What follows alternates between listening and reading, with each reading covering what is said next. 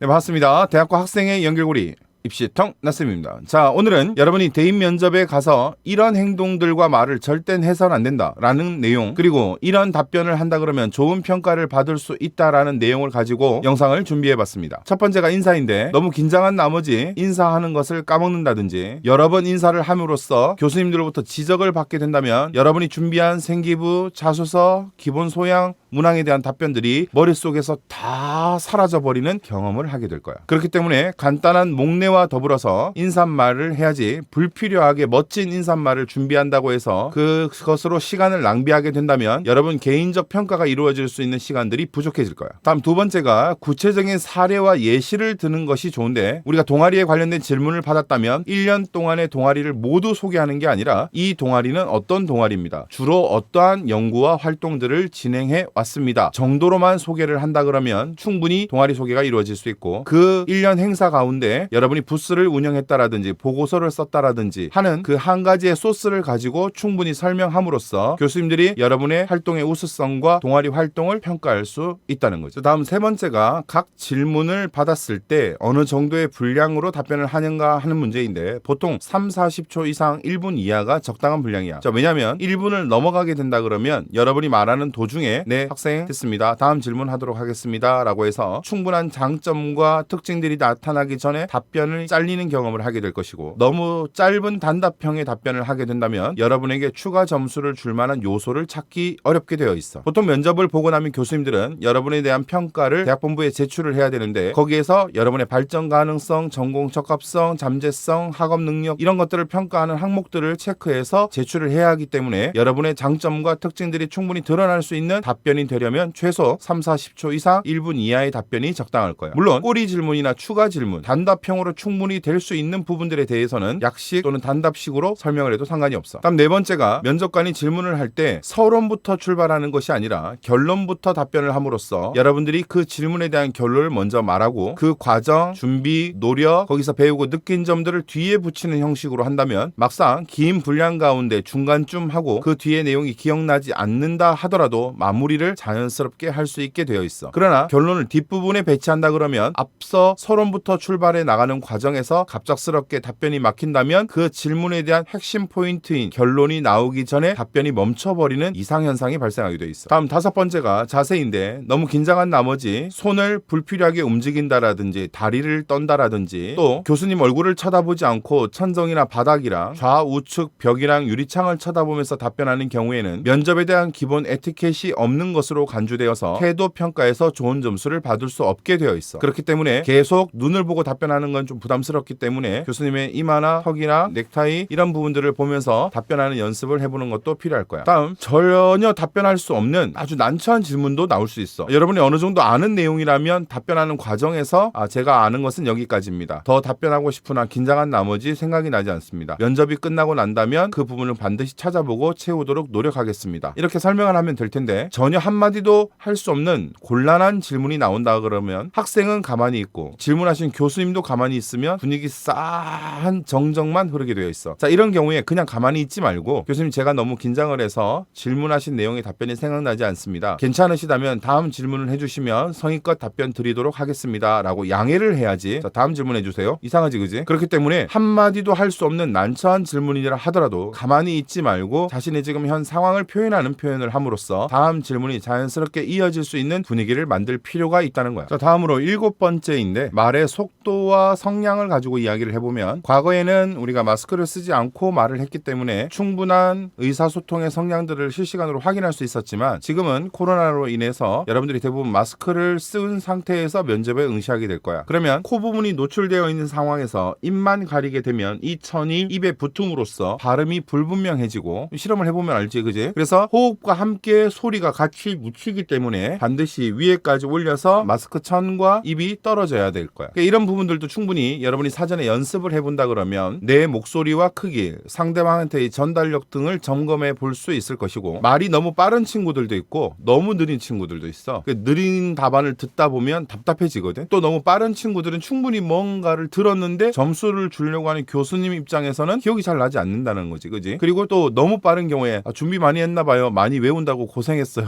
이렇게 지적을 받기도 하기 때문에 자연스러운 대화의 속도, 약간 속도감 있는 정도가 필요한데, 그러면 어디에서 쉬면 되냐면 하나의 문장을 말하고 그 다음 문장을 말하기 전 문장과 문장 사이에 호흡을 해야 돼. 근데 보통 학생들이 긴장을 하게 되면 그런 여유가 없기 때문에 앞문장, 뒷문장을 그대로 붙여서 말을 하면 말하는 도중에 자신도 호흡이 딸리게 되고 듣는 사람도 같이 숨이 찬 거지. 그렇기 때문에 내용에 집중할 수 없어서 여러분에 대한 좋은 평가가 이루어질 수 없는 요소가 되기도 해. 자, 그렇기 때문에 속도감 있고 적당한 크기의 성량을 가지고 말을 하되 문장과 문장 사이에 충분한 호흡을 하면서 답변을 하면 좋겠다는 거야. 다음 8번째, 전공 관련 질문들이 학생을 많이 난처하게 하는데, 충분히 내가 지원하는 전공에서 교과 과목들은 어떤 것들이 개설되어 있는지, 교양 말고 전공이야, 전공 기초, 전공 필수에는 어떤 과목들이 있는지, 물론 그걸 다 외울 필요는 없고 그 중에서 내가 과목명을 보고 관심 있거나 내 꿈에 도움이 될 만한 수업들 2개, 3개 정도를 기억해 뒀다가 저는 이런 수업을 들어보고 싶습니다. 그 이유는 제 꿈이 이것이기 때문입니다 정도의 어필만 하더라도 이 친구는 우리 과에서 뭐를 배우는지 알고 있구나. 그리고 우리 과의 교육과정과 커리를 자신의 꿈에 어떻게 활용할 계획을 가지고 있구나라는 인상을 줄 수 있다는 거지. 다음 9번째로 면접 예절, 언행인데, 여러분들이 일상생활 속에서 사용하는 줄임말, 유행어, 비속어 이런 것들을 면접 때에서 무의식 중에 사용하게 된다 그러면 좋은 평가를 받을 수 없게 되어 있어. 친구들과 대화를 할 때는 편안한 상태에서 충분히 그런 언어를 써도 의사소통에는 큰 문제가 없겠지만, 면접이라는 정해진 형식의 틀에 맞는 고사에서는 그런 표현을 가급적 삼가하는 것이 좋아. 또한 우리가 해요체라고 해서 비격식체이기 때문에 근데요, 됐어요, 싫어요, 왜요, 높임말이지만 비격식체야, 그지? 그래서 가급적이면 요자를 쓰지 않는 것이 올바른 언어적 표현이라고 할 수 있어. 다음 10번째로, 들어갈 때도 노크를 너무 크게 해서도 안 되고 너무 작게 해서도 안 되고, 문이 닫혀 있다 그러면 안에서 충분히 들릴 만한 정도의 크기로 노크를 하는 예절을 갖출 필요가 있어. 너무 크게 하면 들어오는 수험생들마다 다 계속 크게 하면 계속 하루 종일 앉아서 면접을 보시는 교수님들이 귀에 거슬릴 수 있겠고, 다 면접이 끝난 다음에 우리가 퇴실을 할 때에도 인사를 하고 문을 닫고 나갈 때 문이 닫히는 소리, 내가 어디로 어떻게 나가는지 충분히 생각을 하면서 조심스럽게 행동을 하면 되는데, 신발에서 과도한 소리가 나는 것이라든지 지나친 액세서리라든지 학생 신문에 맞지 않는 복장이라든지 방금 말한 들어오고 나갈 때의 노크나 예절이라든지, 자, 이런 부분들을 조금만 더 생각을 해본다면 여러분들이 충분히 그 면접 툴에 맞는 에티켓을 찾을 수 있게 될 거고, 그런 것들을 사전에 연습해보는 것이 필요하다고 생각해. 자, 오늘은 10가지 소스를 가지고 여러분들이 면접 때 하면 안 되는 행동들과 했을 때 좋은 평가를 받을 수 있는 요소를 살펴봤습니다. 구독과 알림을 해놓으신다면 수험생에게 필요한 정보를 놓치지 않으실 수 있습니다. 시청해 주셔서